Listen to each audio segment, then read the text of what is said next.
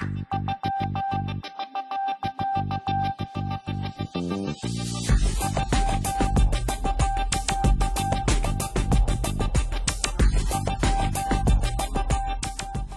and welcome back to day 2 of the course in Mastery. Today's exciting. It's about putting your dreams on paper, writing your goals. You'll also see a clip from Olympic gold medalist John Neighbor. Here's Tom. Thanks, Coral. I used to have a problem setting goals. I used to think that if you set goals and didn't achieve them, that you failed. This is how society teaches us. In school, we're told we need to get good grades. If we don't get good grades, we've failed. Nobody wants to fail. So when I set goals, I always set goals I knew I could achieve. That way I always felt like I succeeded. Then a good friend of mine asked me a question.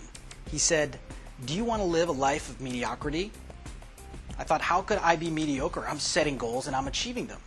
He said, "Tom, mediocrity always sets goals it knows it can achieve. Excellence, however, stretches itself, and although it may never achieve its goals, it always outperforms mediocrity." Do you want to live a life of mediocrity? Setting goals is one of the most important tasks you'll do over these next 30 days. These next 30 days are action-oriented. This is not a sit back, relax, and hang out program. This is a lean forward, get out your pen, and start making things happen kind of course. It's a sad fact that most people give in to mediocrity and spend more time planning their vacation than they do their life. Don't you give in to mediocrity. Take action today. Today, we're going to set goals. Here's what I'd like you to do. Number 1, get a journal. Not just any old journal, not scraps of paper, but a journal that represents you. Here's why. Over the next 30 days, and hopefully over the next year or two, you'll be writing in that journal your hopes, your ideas, your dreams, your strategies, and you want to look back at that journal and say, this journal represents me.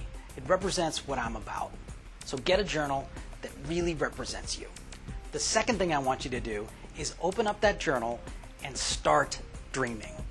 Put your pen down on paper and write for 30 minutes all your goals, your ideas, your strategies, your thoughts about what you want and what you know you deserve for the future. Be specific when you write. Write down in incredible detail everything you want. Act like you're 13 or 14 and you can have anything you want. Don't stop writing or dreaming for 30 minutes. The third thing you want to do is take each goal and write A, B, or C. Now, if you don't have your goals yet, you can't do that. So stop the video and go write your goals. Take 20 to 30 minutes and do that now. Now, A are all the things that are really important. B are the things that you really want but aren't really necessary. And C are those things that, yeah, it would be nice, but I don't have to have it. List them all, A, B, or C. Don't worry if there's more in one category or the other. Just write down A, B, or C based on what you want and how you feel. Don't judge it based on whether you think you can do it or not. Judge it based just on what you want. Go ahead and do that now. The fourth step is to take all the A goals and mark them 1, 2, or 3. Again, 1 are the ones you really want. 2 are the things you like to have but aren't that important. And 3s are the, well, if I got them, they would be great for all of the A's. Mark them 1, 2, or 3. Again, base this on what you want, not what you think you can accomplish. Step 5. Take all of the A1s and decide which 3 would be the ones you'd want more than any 3. Then write out each one on a separate piece of paper. Take each goal and write down in incredible detail why you want that goal, what having that goal would mean for you. Now again, don't worry about whether it can be accomplished or not. Write down the ones that you really, really want. This is critical before we go on to the next step. The final step is to put a date on each goal. Now I know this may be uncomfortable because some of these goals you may not even know how you're going to achieve it. That's okay. How will come later. Right now, put a date that stretches you a little bit, because putting a date on something creates urgency, and urgency creates action. And action is what will help you get to your goal. It's important that if you haven't done this yet, to do it now. Don't do it later today. Don't do it tomorrow. Do this now. We know that successful people take action immediately. This is really about you. It's for you, not for your boss, not for your significant other or your kids or for anyone else. Do this for you and do it now. Once that's done, you'll start to feel a lot better, and you'll also be prepared for tomorrow. So we'll see you then. Thanks, Tom. Today's clip is from Olympic gold medalist John Neighbor, who tells a fascinating story about fellow Olympian Vladimir Salnikov. Let's check it out. Now, what is that area of life that matters most to you? If I were to say, let's see your dream come true, what would that be? You see, if the process is seeing a dream come true, let's begin with step number one, which is frankly having a dream.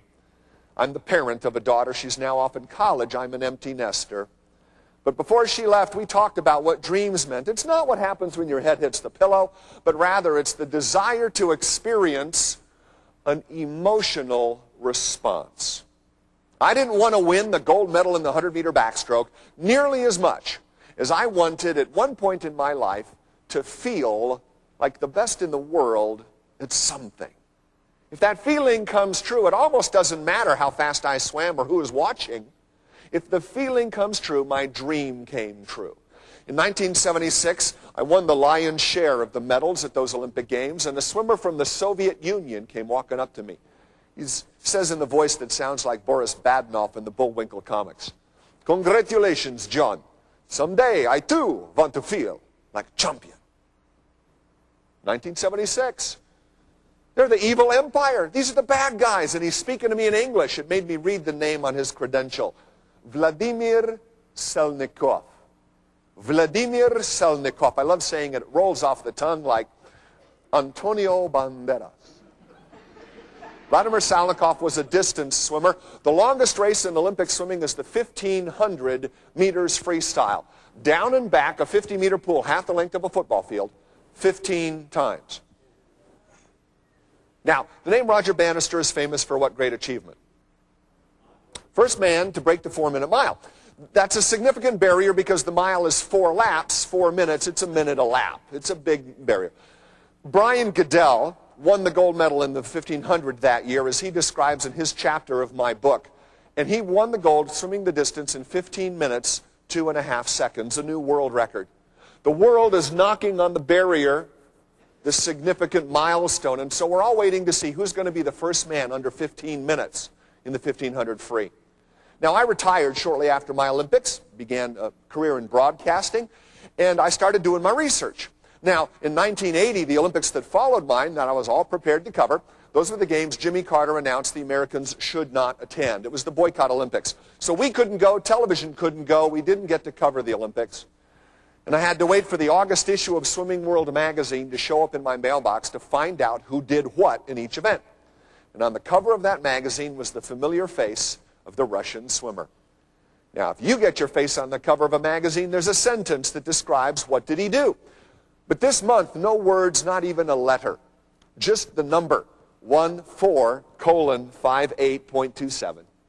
He did it. He broke the barrier, got the gold medal, was the big champion in swimming at those Olympics. And in 1981, I run into Vladimir at the World University Games. I come running up with a microphone. "Vladimir, you told me you wanted to feel like a champion. You now have the gold. Was it everything you'd hoped for?" And he says,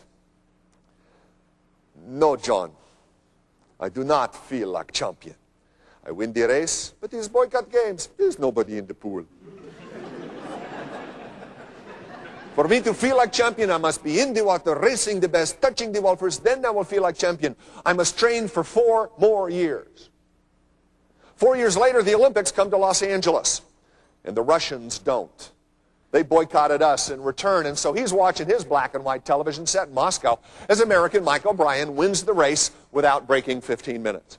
1985, World or European Championships. I come running up to Vladimir. "Vladimir, you're still the only man on the planet better than 15 minutes. Now you must feel like a champion." And he says, "No, John, I do not feel like champion. I must be in the water, racing the best, touching first, then I will feel like champion. I must train for 4 more years." I say it's the first time I ever heard a Russian sound like Richard Nixon. 3 years later, 1987 European Championships, 1,500 meters freestyle, Vladimir Salnikov finishes 9th. You see, it's very rare in my sport for a career to last over time. You defend a national title year to year, that's really good. You defend an Olympic title, that's almost unheard of.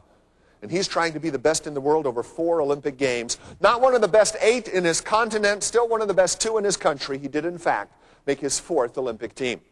And in 1988, before the fall of the wall, the Soviet Union had a minister of sport whose office was in the Kremlin for the purpose of promoting their government's propaganda. And he had a meeting with Vladimir that went something like this.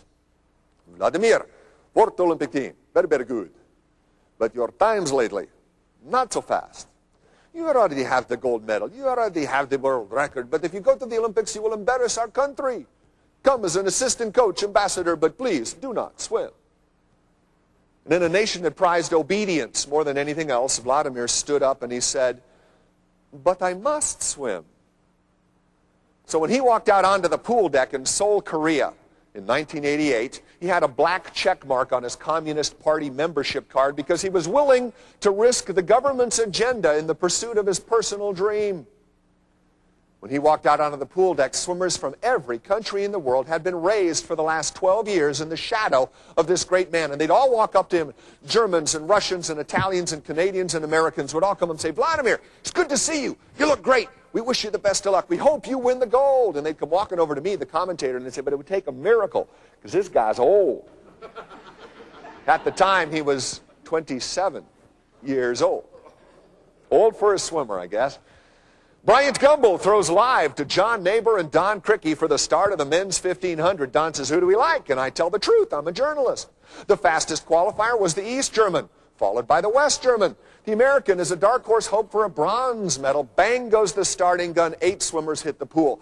And if you ever watch live television of the Olympic Games, you know they stay nowhere for 15 consecutive minutes. We break for commercial. Out of commercial, a little volleyball, a little boxing, a little track and field. They rejoin the swimming race with about a minute to go, and lo and behold, who is leading the field in the outside lane? The Russian swimmer, Vladimir Salnikov.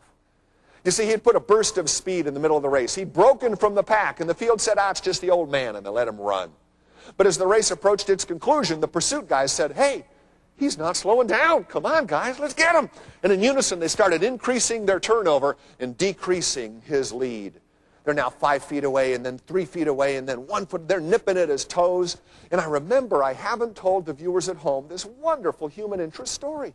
So when they join us live, I hear my own voice say, Don, this guy came in 976. What if you like champion? 4 years later, breaks from November, but didn't count because the boy got to go 1984. When he come to, and I'm telling all this story all at once, just gushing with the backstory.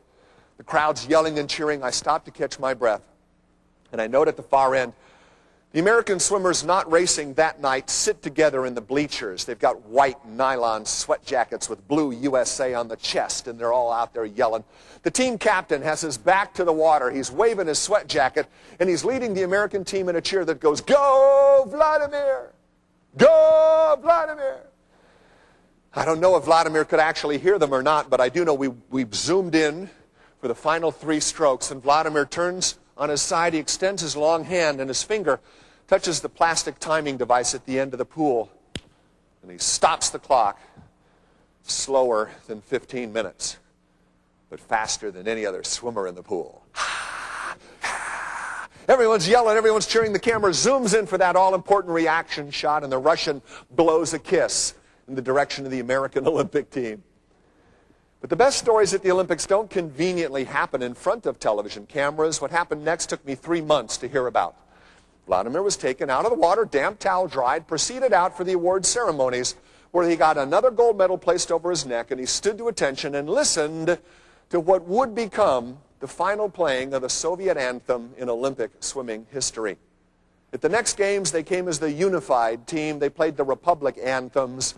This is the last time the Soviet anthem would play at an Olympic swimming event.